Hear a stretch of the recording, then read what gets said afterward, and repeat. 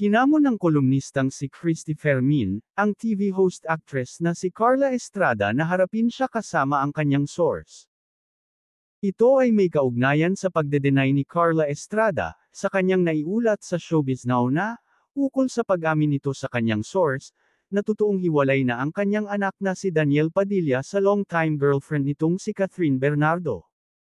Matapos itong ibalita ni Christy ay nag-post si Carla sa kanyang Facebook account, at pinabulaanan ang naturang showbiz report ng showbiz columnist. Sabi raw ni Christy, "Anak, hindi ko na problema yun. Ang pinakamaganda, magharap-harap kaming tatlo ng kaibigan niya na pinagsabihan niya. Yun lang." At nitong Martes nga ay muli nilang napag-usapan ang kanyang pahayag, ukol sa isyu at sinabing may isang kolumnista ang lumapit sa kanya upang hingin ang kanyang statement.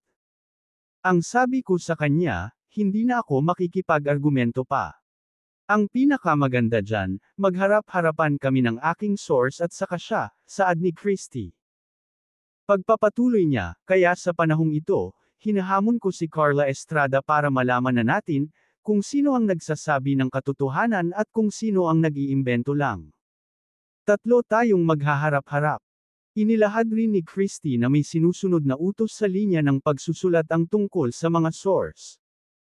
Kami pong mga manunulat, may mga unwritten rule dito po sa aming trabaho, na hindi kami talaga nagda-divulge ng aming source.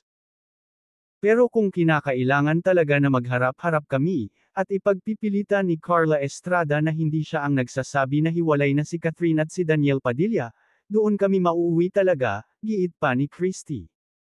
Wala pa namang pahayag si Carla hinggil sa hamon sa kanya ng kolumnista, para patunayan ang katotohanan ukol sa tunay na estado ng relasyon nina Daniel Padilla at Catherine Bernardo. Samantala, marami na sa mga supporters ng Kathniel ang bumitaw, at naniniwalang hiwalay na talaga sina Daniel Padilla at Catherine Bernardo.